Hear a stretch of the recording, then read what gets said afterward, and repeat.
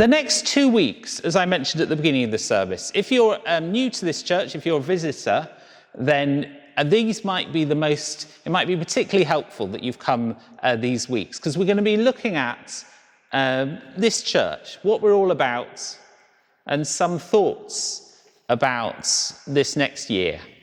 So hopefully that will be particularly helpful if you're a visitor, but just as helpful if you're a regular member of this church as well. If I was to sum up what I think I've been thinking about this church over the last few months, and where we should be going, what we should be doing in 2026, I could sum it up with one word. And that word is listening. But actually it's more than that. It's a word that we heard spoken about in that reading from 1 Samuel. It's the word Hineni. And hopefully you got, when you came in with you got the pew sheet, but hopefully you also got a piece of paper, would you hold it up, Bev, that looks a bit like this. Yeah, and on the front of it has the word Hineni. Can you all find that? Please do take it home. I'm sure you treasure everything that I produce, but please do keep on hold of that, and hopefully it will make sense. So what does this word mean? Let's look at it.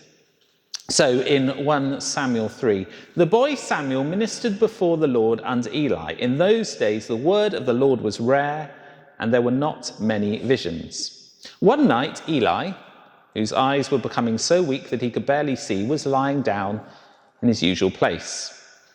The lamp of God had not yet gone out, and Samuel was lying down in the house of the Lord, where the ark of God was. Then the Lord called to Samuel. And Samuel answered, Hineni. And he ran to Eli and said, Here I am, you called me. Now, if you're reading along in the Pew Bibles, you'll see that it doesn't say Hineni, it says, Here I am. But the words in Hebrew that's translated as Here I am is this word Hineni. So the context is, Samuel is serving in the temple of the Lord. He's there to serve God. He's there to serve Eli. He's there to serve all that God wants to do, which is a good place for him to be. And so when he hears Eli, who's getting on a bit, that wants some help, his response is, Here I am. Yeah, I'm here. I can come and help you out. This word, Hineni. And he goes to Samuel, and he goes to Eli, and Eli says, I wasn't calling you. Do you understand what's going on? Yeah? Samuel's having a nap, he's asleep, but he's ready to help, and he's waiting for this call. Samuel is basically saying he's available. He's listening. He wants to be guided by Eli. Yeah? He wants to serve Eli. But it turns out that this being available to serve is not to serve Eli, it's to serve God. It's carried on. Eli realized that the Lord was calling the boy. So Eli told Samuel, Go and lie down, and if he calls you, say, Speak, Lord, for your servant is listening.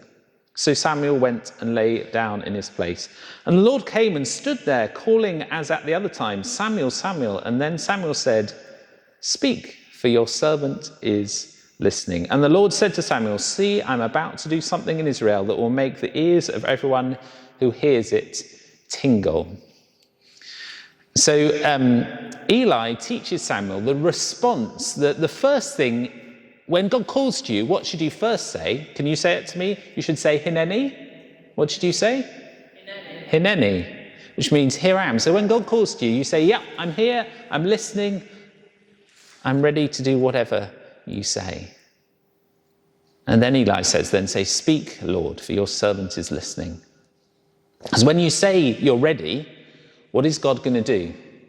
He's going to tell you something you need to do. That's the next part of the relationship that Samuel is getting with God.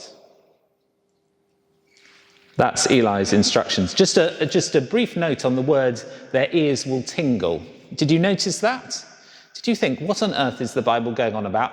I think it's fair to say we don't exactly know. That is the only time in the Bible that word is used. And I think maybe it's more like their ears will prick up, or they'll be astounded by what they hear. Because otherwise tingling ears doesn't quite make sense in English. Maybe it does, but you get the idea. It's more that something will happen that people will be completely astonished about.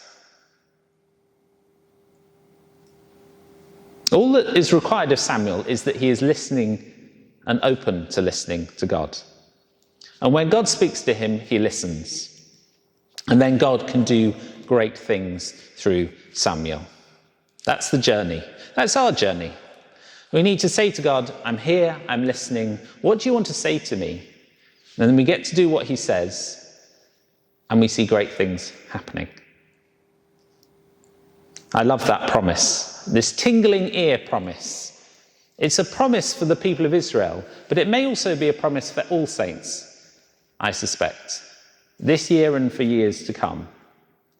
I'm about to do something in Queensbury, in this church, that will make the ears of everyone who hears it tingle. I think that's a promise that God is making. I will do something that will make people be astonished. I long for God to come and move more powerfully amongst us. It'd be lovely because then I can think I'm a great vicar. But that's not why. I long for people out here who would never come in the building, who would never think anything is happening here. I would love for them to say, did you know that God is at work in the church? Did you know that he's healing people? Did you know that he's bringing people to himself? Do you know that he's guiding people who are lost? Have you heard that? That's what I would love that. That would make me so joyful. It may make me a little bit proud.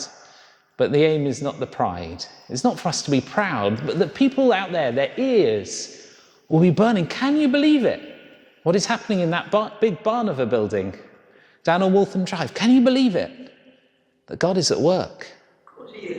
I'd love people around here to be speaking about that. I want it to be famous. I want this church to be famous, not social media famous.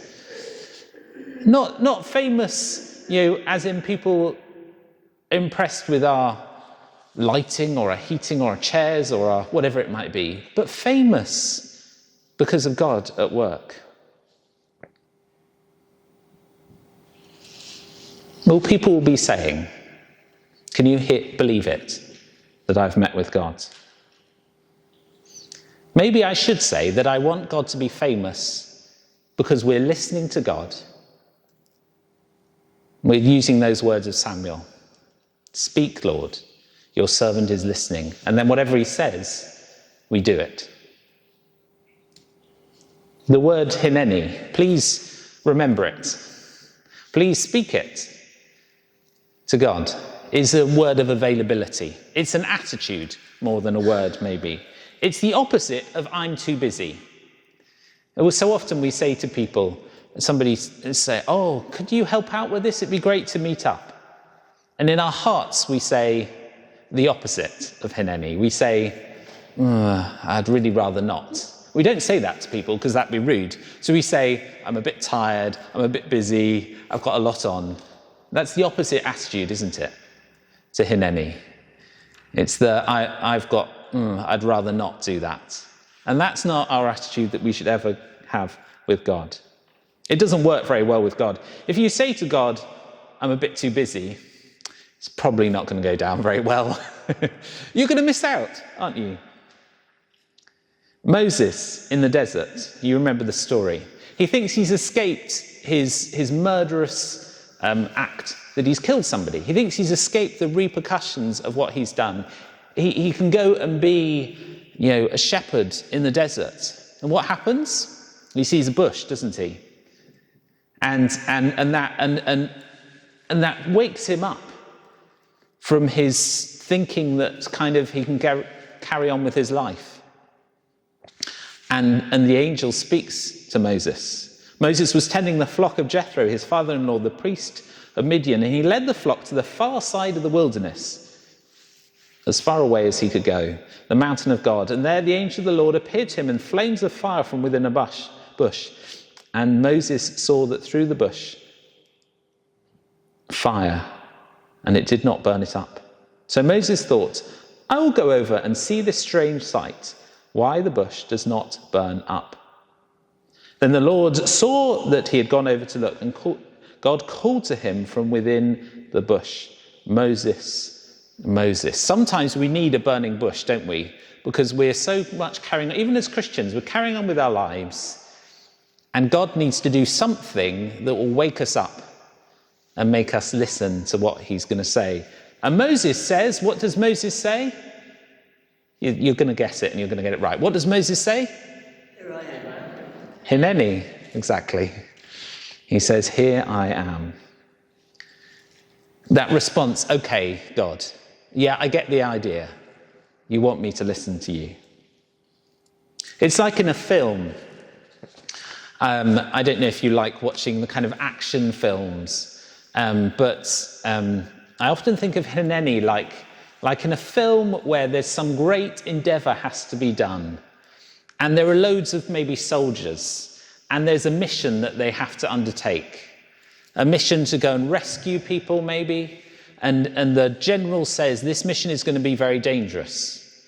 And the hundreds of soldiers, they all think, well, that's not going to be me who's going to go on this mission. And then always you have the hero in the film.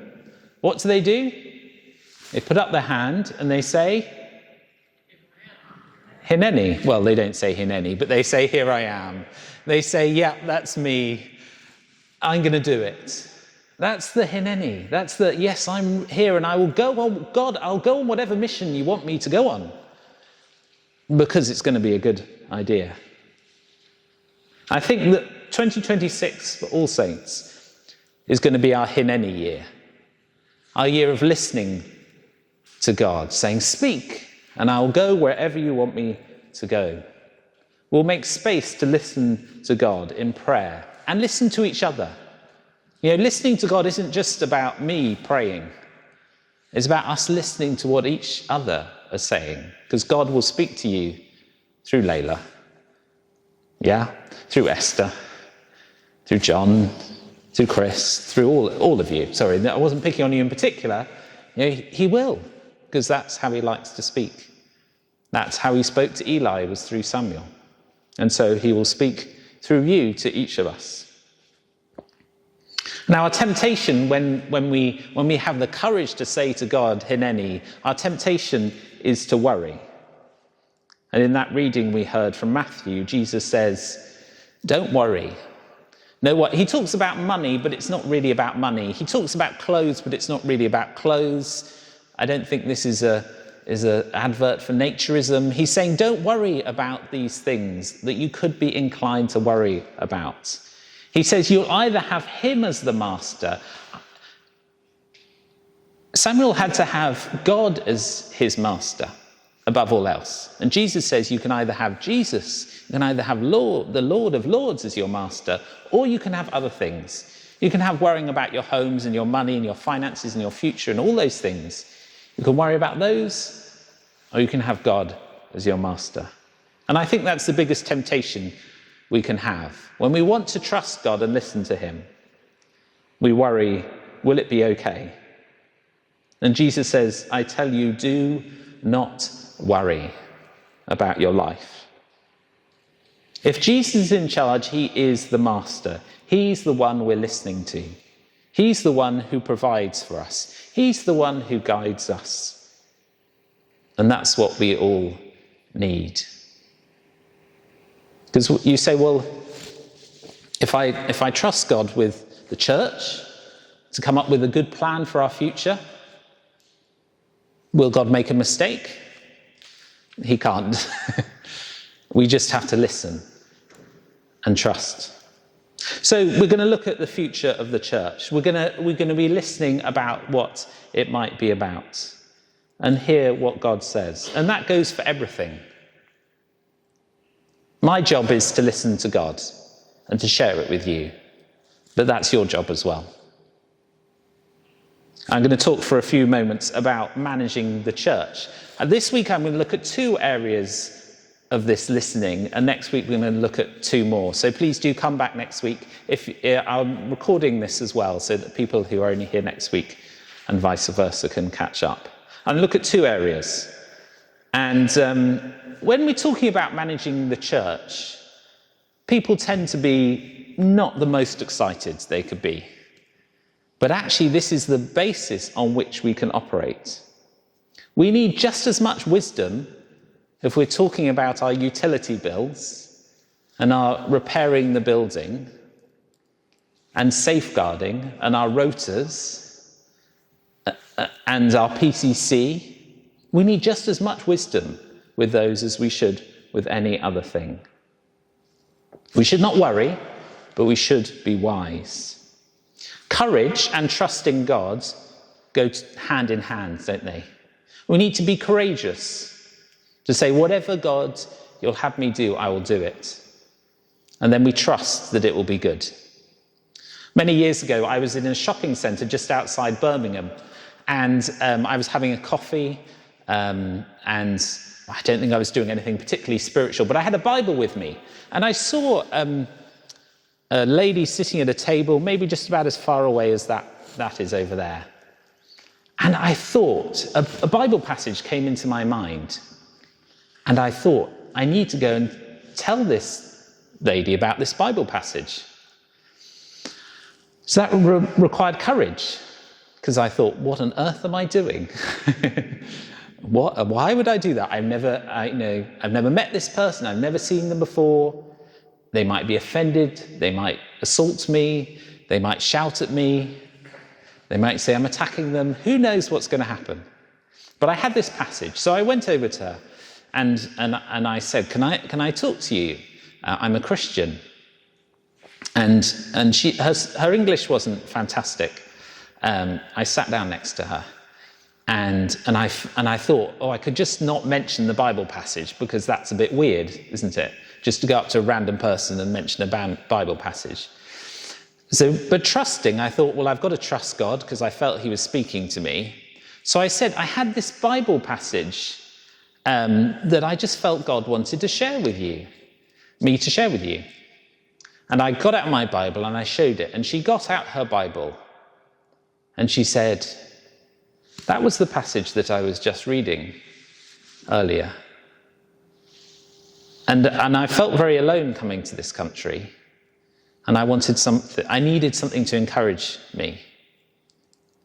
And I prayed with her very briefly. And then I left. The hard thing was not God telling me about her and that I should go and share the Bible passage with her, because God's very good at those kind of things. That's not the hard thing. We think we need a miracle, but God's miracles are easy for God. The hard thing was me trusting and doing what he said. But when we trust, when we have courage, we see God do amazing things. When I decided to ask Hannah to marry me, that required courage and trust. When I challenged a leader that was abusing their power in the church, that required courage and trust. When I felt we had to run Alpha this term, the Alpha course we've been running, and I thought, well, maybe we'll definitely get 2 or 3 people will come along to Alpha, because Bev's very nice and she'll turn up at anything I do. And I thought, but it required courage and trust. And in fact, it's been much better than I could have imagined. We need to be patient, we need to be wise and listen, and then courageous and adventurous in trusting. Let me go through some practical ways that we've been thinking about that. I love understanding the context. So I've read the PCC minutes going back decades. I've looked at all our finances. I've prayed and I've spoken to people. And I think this church here is functioning very well. Day by day, week by week, people have been serving behind the scenes, decade upon decade. That means we are in a very good position as a church. It's often not the sexy things, But it's making sure that the bills are paid and the invoices are stored and all those kind of things. And there are people who do that and have done it for decades. Some people are taking a break, and I honour that and I applaud that. But you need to look around and know that there are people, I don't want to point you out because I'll miss somebody out, but there are people here who have served in amazing ways, which means we are in a great place as a church. But as we look to the future, we still need to listen and obey what God says. How? Well, in your thing, you'll see the first diagram just inside the front page. You'll see a picture of a church. And I've written the words of all the kind of structures of the church in there. Have you found it? So it's got a number 1, a bit of maintenance and improvement on the structures in the church. Because actually, when you think about a church, we need our buildings, we need our governance, our PCC, our church wardens, our treasurers, we need our safeguarding, we need to have utilities that are functioning, we need heating that is heating, yes? We need to communicate when our services are happening, we need pew sheets and websites and emails and WhatsApp groups, we need rotas so people know what they're doing, we need finances so that we can pay for all of these things. And these are the things that we have to do. And we want to do well, but they're not the church. They're the framework within which church can begin to happen. Do you see what I'm saying? And often we look at these and we think the building is the church. No, that is not the church. Our rota is, whatever it might be. The church is what happened. This building was built to glorify God and that people would gather and meet with him here. And it's as people gather and meet with him that the church is born. There are some things we need to do in each of these structures. We need some more people to help with our governance, to be on our PCC, to be church wardens and assistant church wardens. We need help with our finances, managing our financial processes. We need to be wise with our utilities and that we spend them well. We need to begin to care better for our buildings. You'll see the budget there for 2026, which we thought about very carefully last year as we were planning for this year. How could we manage the money we have? We have a very healthy income. We're probably going to have an income this year of £97,444. That's a very good income for a church of this size to have. And we have good reserves as well that would keep us going for a couple of years. We have very generous people here in the church. We are blessed with an amazing hall that gives us a good income. But we still need to be wise. Because with your finances, your expenditure always slightly exceeds your income. Well, it does for most people. Yeah? As your income increases, your expenditure tends to increase at the same rate. And so we've always been at the point at which we need slightly more money than we've got as a church. But that's not because we're poor or we're lacking. We just need to be really wise. Let me just highlight a couple of figures. We spend about £50,000 a year on caring for our buildings. Insurance, maintenance, utilities, cleaning, all those kind of things. Insurance. And those, like I've said, those are essential things, because if our buildings aren't here, we're going to struggle to do anything.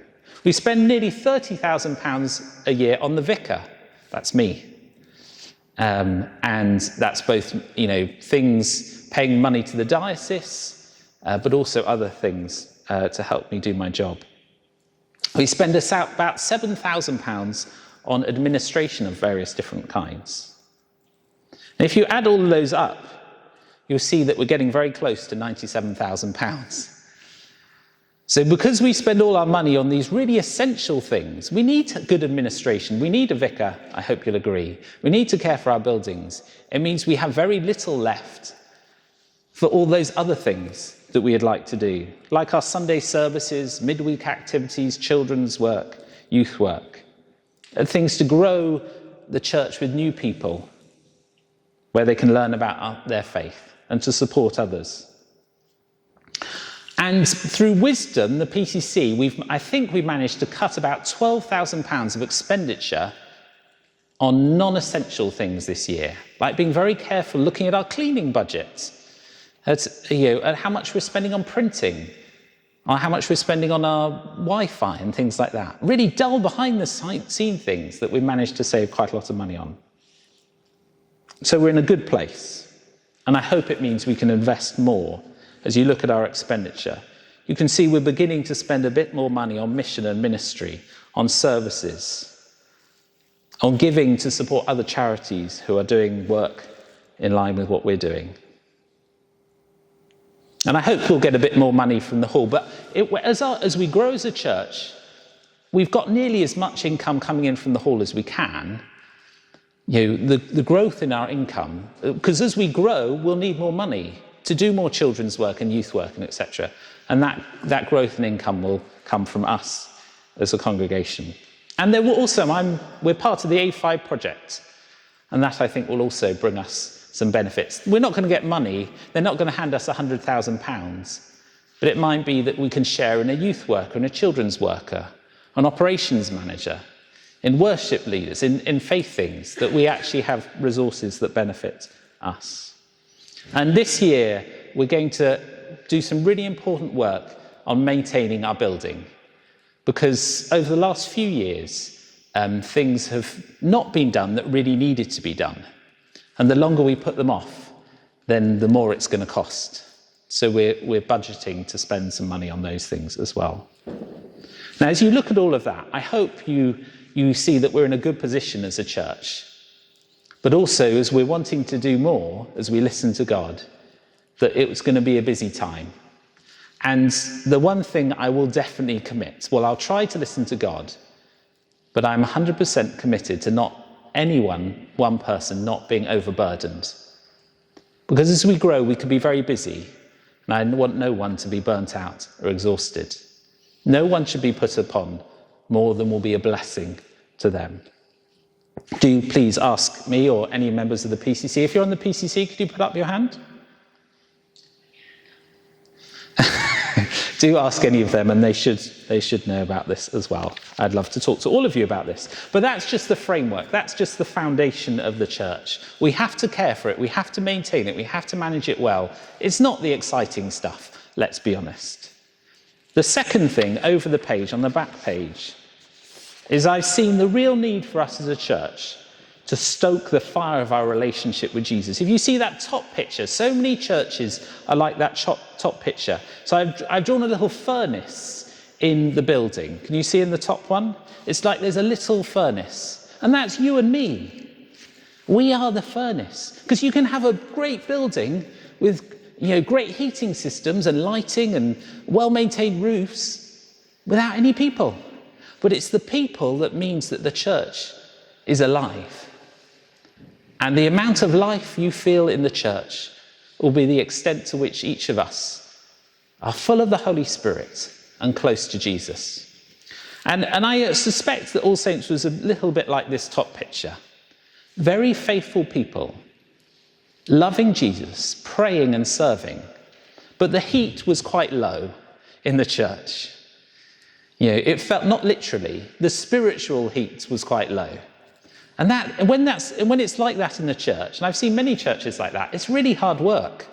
Because the worship feels hard, the prayer seems hard, the finances, everything seems really hard work. But then if we grow in our relationship with Jesus and we grow in the number of people, the furnace builds and we go down to the second picture. When there's a new life and energy and hope, and it feeds into it. So you're encouraged because the person next to you is testifying to how Jesus has been at work in their life. And that encourages you to come closer to Jesus, to be more faithful in your service, in your giving, in your reading, in your prayers. When the temperature rises, all our joy rises, all our hope rises.